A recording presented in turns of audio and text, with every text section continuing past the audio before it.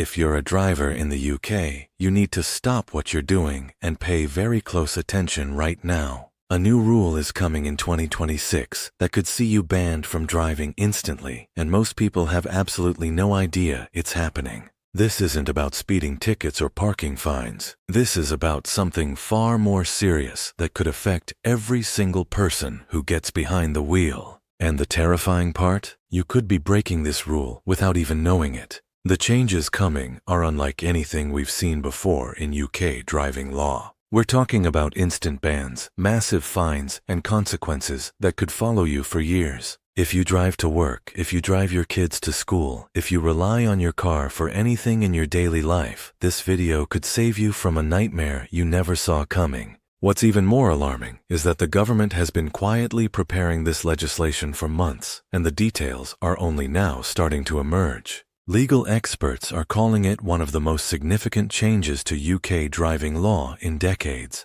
And here's the thing that should worry you the most. Ignorance won't be an excuse. When this rule comes into force, you'll be expected to know it, understand it, and follow it to the letter. Fail to do so, and you could be facing consequences that will change your life. Let me paint you a picture of what could happen. Imagine waking up one ordinary morning in 2026. You get in your car, start your commute, completely unaware that you're about to break a law that will result in an immediate driving ban. No warning, no second chance. Just a police officer, a roadside stop, and suddenly your license is gone. Your ability to get to work, gone. Your independence, stripped away in an instant. This isn't an exaggeration. This is exactly what thousands of UK drivers could face if they don't understand what's coming. And the truly frightening part is how easy it will be to fall foul of this new rule. It's not just reckless drivers who need to worry. It's ordinary people, careful drivers, people who have never had so much as a parking ticket in their lives. The rule I'm talking about relates to vehicle emissions and environmental compliance standards that are being introduced across the UK as part of a broader government initiative to meet climate targets by 2030. Now, before you think this only affects people with old diesel cars or commercial vehicles, let me stop you right there. This could affect anyone. The scope of this legislation is wider than most people realize, and the penalties are severe enough to make your stomach drop. Starting in January 2026, the UK will implement what's being called the Zero Tolerance Emissions Enforcement Policy. Under this policy, vehicles that exceed certain emission thresholds will be subject to immediate prohibition from UK roads. But here's where it gets complicated and dangerous for everyday drivers. The threshold levels are significantly lower than current MOT standards, and the testing procedures are going to be far more rigorous. What does this actually mean for you? It means that your car could pass its current MOT with flying colors, be completely legal to drive today, and then suddenly become illegal overnight when these new rules come in. And we're not talking about a grace period or a warning system. The legislation, as it currently stands, allows for immediate enforcement from day one. The Department for Transport has been working with police forces across England, Scotland, Wales, and Northern Ireland to prepare for roadside emissions testing. These aren't going to be random checks at MOT centers that you can schedule and prepare for. These are going to be spontaneous roadside stops, where officers equipped with portable emissions testing equipment can pull you over at any time, test your vehicle on the spot, and issue an instant ban if you fail. Think about that for a moment. You could be driving to pick up your children from school, completely confident that your car is road legal because it passed its MOT last month, and suddenly you're pulled over. An officer conducts an emissions test. Your vehicle fails by a margin you didn't even know existed. And right there, on the side of the road, you lose your license. But this is where things get even more serious. The ban isn't just a temporary suspension. Under the proposed legislation, first-time offenders face a minimum 6-month driving ban. That's half a year without the ability to drive legally. For many people, that would mean losing their job. It would mean being unable to care for elderly relatives. It would mean a complete upheaval of daily life. And the financial penalties don't stop there. Alongside the ban, drivers face fines of up to £5,000. £5,000 and 6 months without driving for a rule that most people don't even know exists yet. Can you afford that? Can you afford to lose your income for 6 months? Can you afford to pay a £5,000 fine on top of that? Now, some people watching this might be thinking their car is new enough that they don't need to worry. But that's a dangerous assumption. The emission standards being introduced are based on real-world driving conditions, not the laboratory conditions used during manufacturing certification. This means even relatively new vehicles could fail these tests, especially if they haven't been properly maintained or if certain components have degraded over time. Let me explain something that most drivers don't understand about vehicle emissions. Your car's emission levels aren't static. They change based on numerous factors: the quality of fuel you use, how regularly you service your vehicle, your driving habits, even the weather conditions on the day of testing. A car that would pass the test one week might fail the next, simply because of these variables. And here's something that should genuinely worry you. The government has indicated that there won't be any warning system or preliminary checks offered to drivers. The first time you'll know your vehicle doesn't meet the new standards might be when you're already facing the ban and the fine. There's no opportunity to fix the issue first. No chance to get your car serviced and retested. The test happens, you fail, you're banned. It's that simple and that brutal. The legislation also includes provisions for vehicle seizure in cases of repeated offenses. This means if you're caught driving while banned, or if you receive a second emissions-related ban, authorities have the power to confiscate your vehicle entirely. Imagine losing not just your license, but your actual car. For many people, that represents thousands of pounds of value just gone. What makes this situation even more complex is that the technology being used for roadside testing is relatively new and, according to some automotive experts, potentially unreliable. There have been concerns raised about the accuracy of portable emissions testing equipment, particularly in varying weather conditions. But under the current proposals, there's no immediate right of appeal at the roadside. You'd have to accept the ban first, then go through a lengthy and expensive appeals process to challenge it. Think about what that means practically. Even if the test was wrong, even if your car actually meets the standards and the equipment malfunctioned, you'd still face months without driving while you fight your case. You'd still need to find alternative transportation. You'd still potentially lose your job. The damage would be done long before you could prove the test was inaccurate. This is something that legal experts have been warning about. The Automobile Association has raised concerns with the government about the lack of safeguards for drivers who might be incorrectly penalized. But as of now, those concerns haven't translated into changes to the proposed legislation. The government's position is that environmental targets are too important to allow for leniency or grace periods. Now, you might be wondering what you can do to protect yourself. And this is the part where you need to pay very careful attention, because the actions you take in the next few months could determine whether you're affected by this rule or not. First and foremost, you need to understand your vehicle's actual emissions profile. This isn't something shown on your MOT certificate in the detail you'll need. You need to have your vehicle tested specifically for the parameters that will be measured under the 2026 rules. Not all garages are currently equipped to do this, which is part of the problem. The infrastructure for pre-compliance testing is severely limited right now. Some forward-thinking automotive service centers have begun offering emissions pre-screening specifically designed to match the 2026 standards. These tests typically cost between £100 and £200, which might seem expensive, but compare that to a £5,000 fine and a 6-month ban. It's nothing. It's the best money you could possibly spend if you want to avoid disaster. But here's something crucial that most people are getting wrong. Getting your car tested now isn't enough. Remember what I said about emissions varying over time. You need to establish a regular testing schedule, particularly as we get closer to 2026. Every 3 to 6 months would be advisable, especially for vehicles over 5 years old or those with high mileage. And this is the part that's going to frustrate a lot of people. Even if you get tested and your car passes now, there's no guarantee it will still pass in January 2026.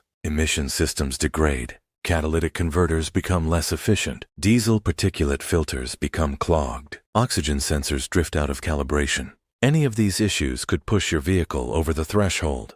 What that means is, you might need to invest in repairs and upgrades even if your car currently meets the standards, just to ensure it will continue to do so. We're talking about potential costs of hundreds or even thousands of pounds for some drivers. And yes, that's deeply unfair, especially for people who bought their vehicles in good faith, believing they were environmentally compliant. But here's the harsh reality. Fair or not, this is coming. The legislation is already drafted. The enforcement infrastructure is being put in place. The training for police officers is happening right now. This isn't a proposal that might not happen.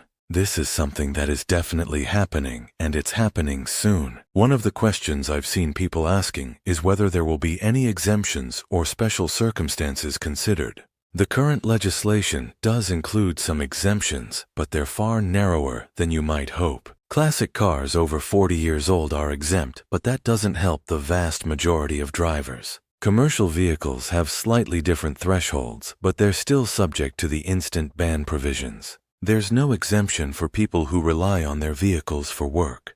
There's no exemption for people in rural areas with no public transport alternatives. There's no exemption for people who simply can't afford to upgrade their vehicle. The law, as it stands, applies equally to everyone, regardless of personal circumstances. And this brings up a really important point about social equity that's been largely ignored in the public discussion about these rules. Lower-income families are disproportionately likely to own older vehicles that might not meet the new standards. These are often the same families who can least afford to replace their car or pay for expensive emissions-reducing modifications. What happens when someone who's already struggling financially gets hit with a £5,000 fine and loses their ability to get to work? What happens to families in areas with poor public transport when their only vehicle is suddenly banned from the roads? These are questions the government hasn't adequately answered, and it's creating a situation where the people least able to cope with the consequences are most likely to face them.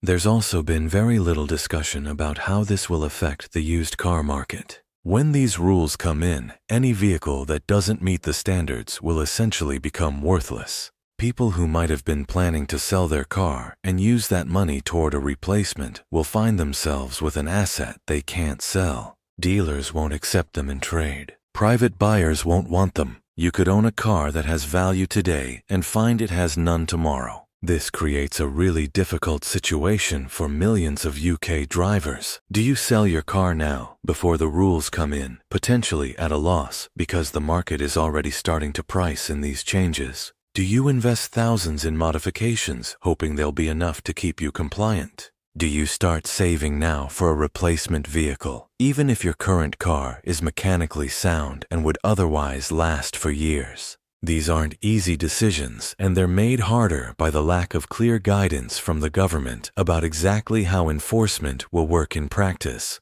We know the framework of the rules, we know the penalties, but the day-to-day reality of how this will be enforced is still frustratingly vague. What we do know is that police forces in major urban areas will be prioritized for the portable testing equipment. Cities like London, Manchester, Birmingham, Leeds, Glasgow, and Cardiff will see enforcement begin immediately in January 2026. If you live in or regularly drive through these areas, you're at higher risk of being tested early on. But don't make the mistake of thinking you're safe if you live in a rural area. The rollout might take a few months longer to reach every part of the country, but it will reach everywhere eventually. And when it does, the penalties will be exactly the same, regardless of whether you're in central London or a small village in Scotland. Something else that should concern you is how this interacts with other driving regulations. If you're stopped for a routine traffic matter, a broken taillight for example, and the officer decides to conduct an emissions test while they've already got you pulled over, you could end up facing multiple penalties.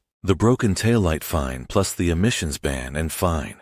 What started as a minor issue suddenly becomes a life-altering event, and this compounds if you have any other driving convictions on your record. The way UK driving law works, penalties can stack and interact in ways that multiply their severity. If you've got points on your license already, adding an emissions ban could push you into totting up disqualification territory, extending your ban even further. There's also the issue of insurance. Having a driving ban on your record, even for an emissions offense, will affect your insurance premiums for years afterward. We're talking about increases of potentially hundreds of pounds per year. So that 6-month ban doesn't just cost you during those 6 months. It keeps costing you year after year in higher insurance costs. And if you're required to hold a driving license for your job, as many people are, an emissions ban could still result in job loss, even though it's not a traditional driving offense. Many employers have clauses in contracts stating that employees must maintain a clean license. An emissions ban might trigger those clauses, depending on how they're worded.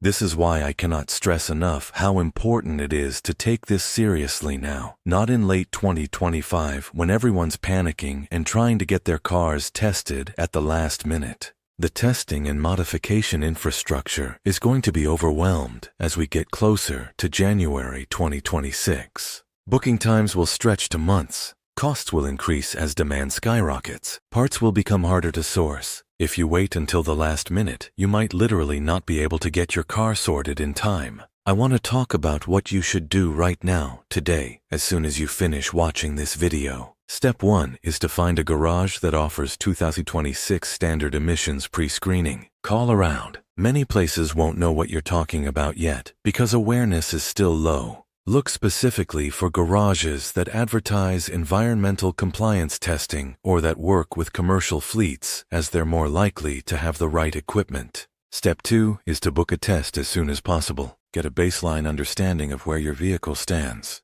If you pass comfortably, that's great, but don't assume that means you're sorted forever. If you pass marginally or fail, you at least know what you're dealing with and can start planning accordingly. Step 3 is to get a written report detailing exactly what was tested and what the results were. This documentation could be valuable if you ever need to dispute a roadside test or if you're trying to decide whether repairs are worthwhile. You want a clear picture of your vehicle's emissions profile across all the relevant parameters. If your vehicle fails a pre-screening test, you need to talk to a qualified technician about what can be done. Some vehicles can be brought into compliance with relatively minor work. Others might need major component replacements. And some, unfortunately, might not be economically viable to fix. This is where you have to make a hard-headed financial calculation.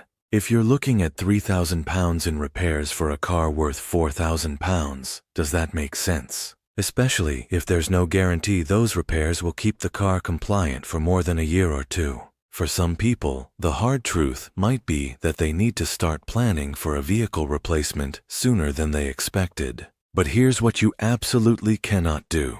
You cannot ignore this and hope for the best. That's the worst possible strategy. Hoping you won't get tested, hoping your car will somehow be fine, hoping the rules will change at the last minute. None of that is a plan. That's just setting yourself up for the worst-case scenario I described earlier. The roadside stop, the failed test, the instant ban. Think about your life without the ability to drive for 6 months. Really think about it. How would you get to work? How would you do your weekly shopping? How would you get your children to their activities? How would you visit family? For most people, the answer is that it would be somewhere between extremely difficult and completely impossible.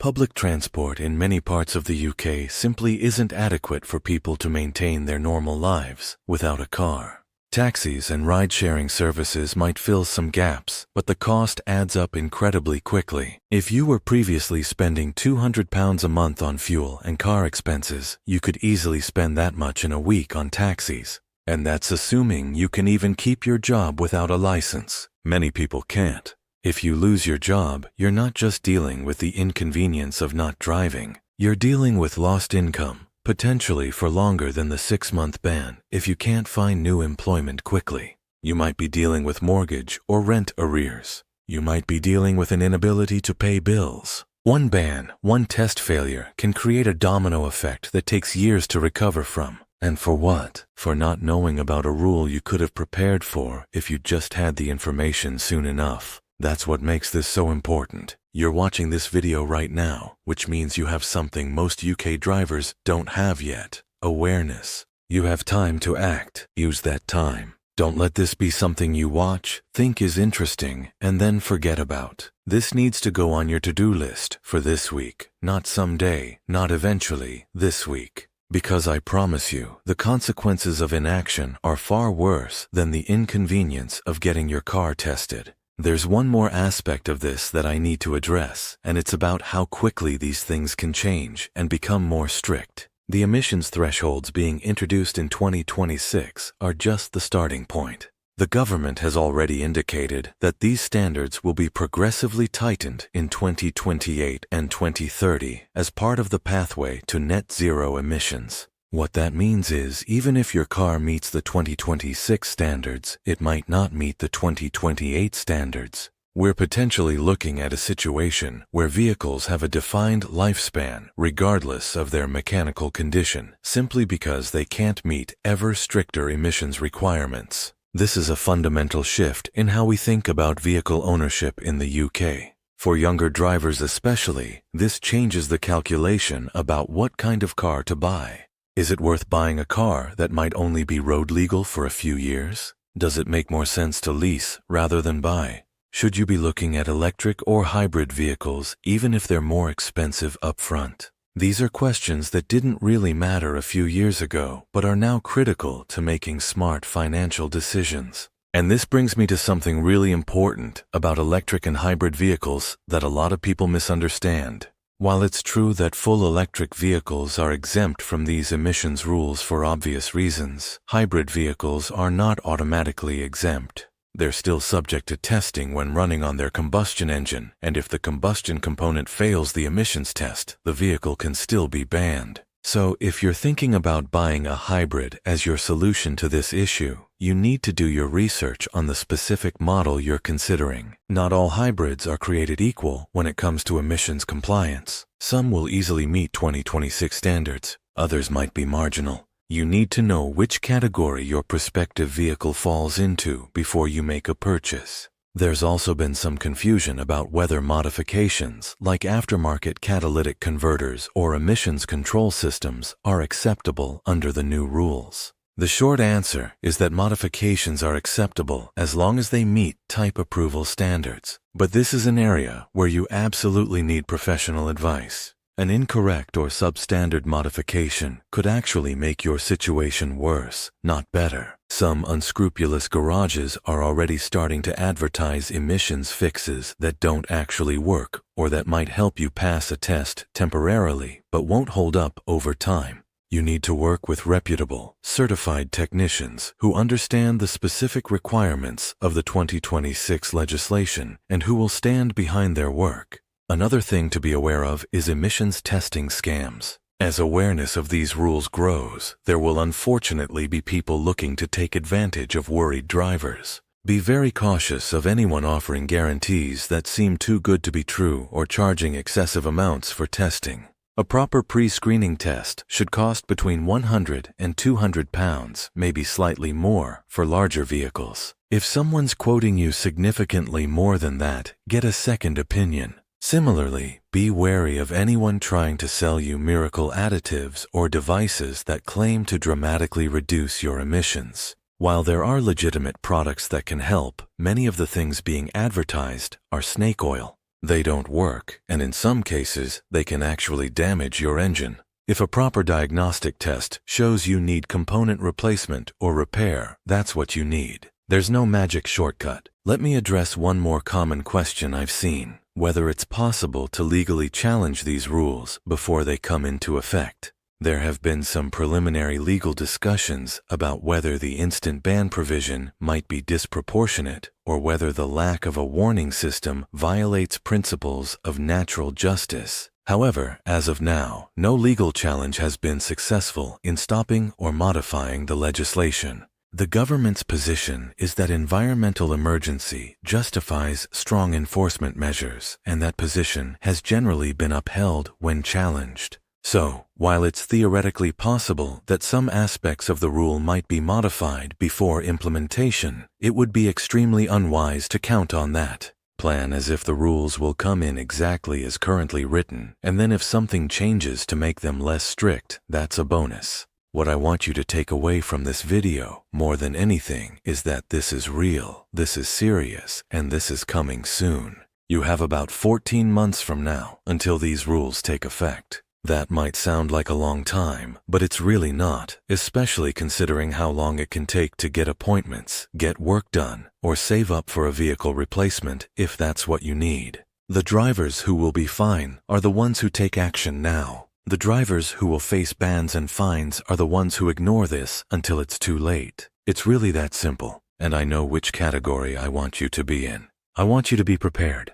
I want you to maintain your license, your livelihood, and your independence. This isn't meant to scare you for the sake of it. This is about giving you information you need to protect yourself and your family. Knowledge is power, but only if you act on it. Watching this video is step 1. Taking action is step 2. Don't stop at step 1. If you found this information valuable, make sure to share this video with every driver you know. Your friends, your family, your colleagues, they all need to know about this. The government's public awareness campaign has been minimal so far, which means most people are still completely in the dark. You could genuinely save someone from a life-changing penalty by making sure they see this. And one final thing before we finish. Keep yourself updated on any changes or clarifications to these rules as we get closer to implementation. Subscribe to this channel because I'll be covering any significant developments as they happen. The details of enforcement procedures, any exemptions that might be added, any changes to the timeline, I'll break it all down for you as soon as information becomes available. Your ability to drive is too important to leave to chance. For most people in the UK, it's not a luxury, it's a necessity. It's how you earn a living. It's how you take care of your responsibilities. It's how you maintain your quality of life. Don't let a rule you didn't know about take that away from you. Get informed, get tested, get compliant, and stay safe on the roads.